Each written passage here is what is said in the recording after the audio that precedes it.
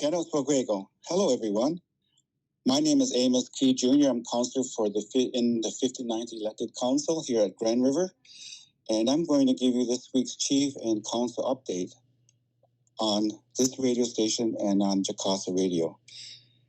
So this week we are going to celebrate our sovereign proclamation that we made, but I just wanted to give you some background on how it grew organically through our committee work at the Unity Building and Government Relations Portfolio Committee. And the members are Chief Sherilyn Hill, Greg Fraser, Dean Hill, and myself. We're the counselors on this 59th elected council that participates on this portfolio. So what happened was Chief Hill asked us to consider a holiday to commemorate our treaty, the Haldeman Treaty. So as a writer, as a communicator here at CKRZ, I volunteered to take the first stab at creating this proclamation to celebrate and commemorate our 240 years along the Grand River. So I took pen to paper, and it was adopted by the council for me to deliver at the Six Nations Polytechnique Conference held on October 25th. The 340 Years of Reflection along the Grand River was the name of the conference. So it was timely that I was able to share and make this proclamation on behalf of the 59th elected council to commemorate October 25th. So I'll read it verbatim. It's pretty lengthy, but it gives you a good snapshot of our history, and at the end, to celebrate our resilience by naming this sovereign holiday. So I'll start now. Here is the Sovereign Proclamation, a holiday at Six Nations of the Grand River on October 25th, 2024. Whereas the Ongwehonwe and Haudenosaunee and their sacred clans settled on the sacred homelands of the Six Nations along the Grand River in 1784, and was more than 83 years before Canada and her four provinces, United Canada or Ontario, Quebec, New Brunswick, and Nova Scotia were born as a country in 1867. And whereas the genesis of the Ongwehonwe states, we are divine and descendants of Sungwayadisan, our creator, and having descended from the universe as star people, as Ongwehonwe, his real peoples, Nihnehoweon, as he willed it. And whereas over millennia, we as Ongwehonwe, along with his love and guidance, Hodeni Dongshua, we developed a highly sophisticated and far superior Ongwehonwe civilization of characteristics, traits, and systems, including languages, virtues and ethics, forms of government, earth sciences, philosophies, prophecies, emotional intelligence, moral compasses, moral imperatives, and moral authorities. And where, prior to contact, the Ongwehonwe prophesied we would suffer and would have to endure European white privilege, including ridicule, religious persecution, physical suffering, and shame, including linguicide.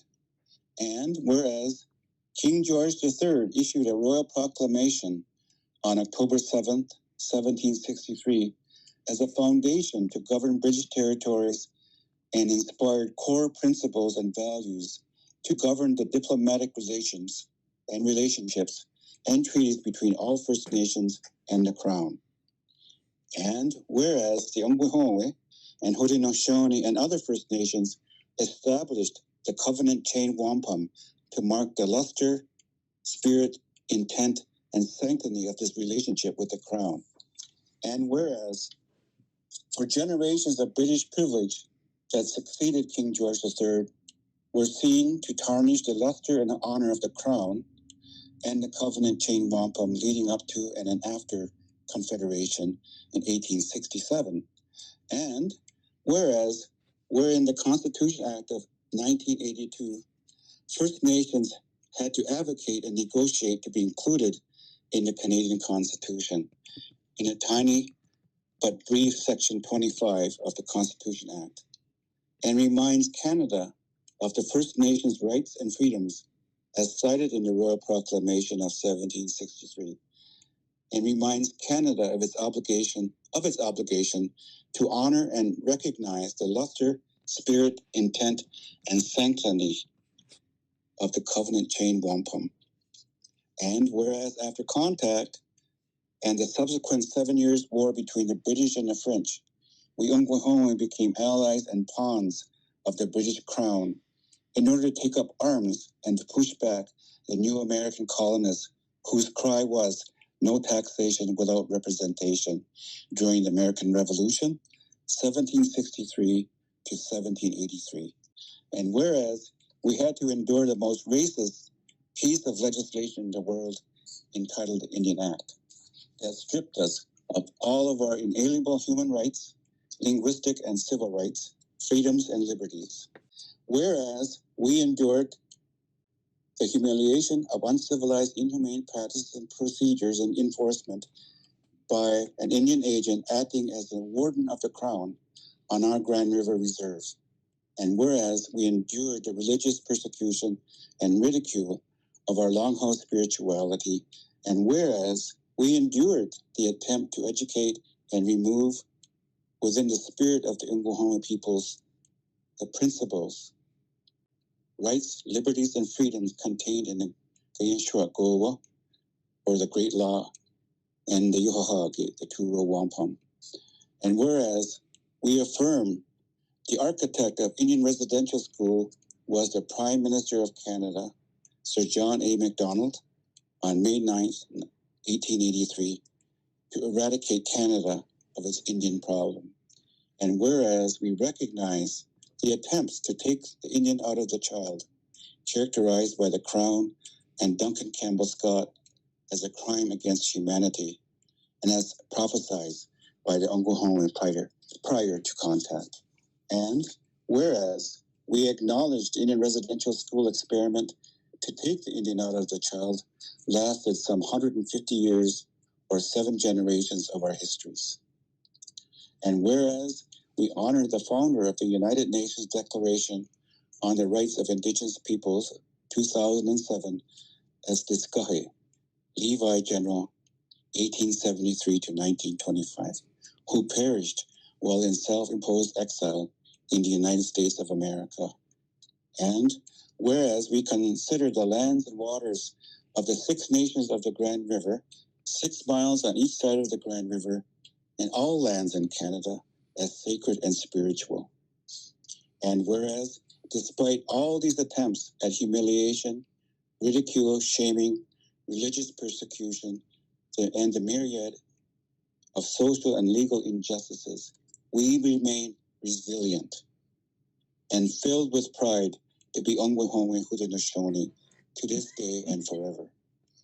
And whereas, as we as Ungwahome Haudenosaunee possess inalienable, inextinguishable, inherent human, spiritual, legal, and treaty rights, be it resolved, the 59th elected Council of 6 Nations of the Grand River, after 240 years on the Grand River, celebrates the resilience, spirit, gratitude, and pride of the Ungwahome Haudenosaunee at 6 Nations of Grand River by honoring all Hihinwenzake 6 Nations, Kayakohono, Cayuga, Kayankohono, Mohawk, Onatehono, Oneida, Onakekono, Onondaga, Onondaga, Seneca, and Nisqually, Tuscarora, and our Delaware brothers as well, the Wakanha.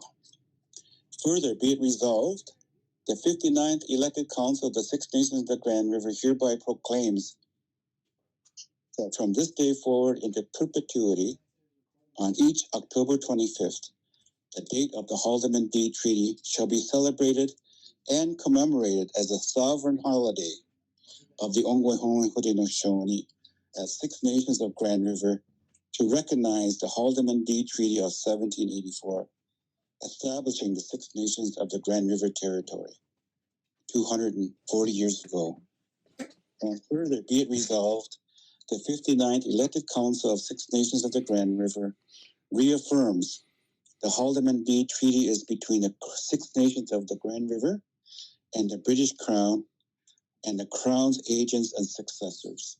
And further, be it resolved, we invite all to celebrate and commemorate this sovereign holiday, including all local businesses, local governments, all local government agencies, institutions, and civil servants, in whatever way you choose.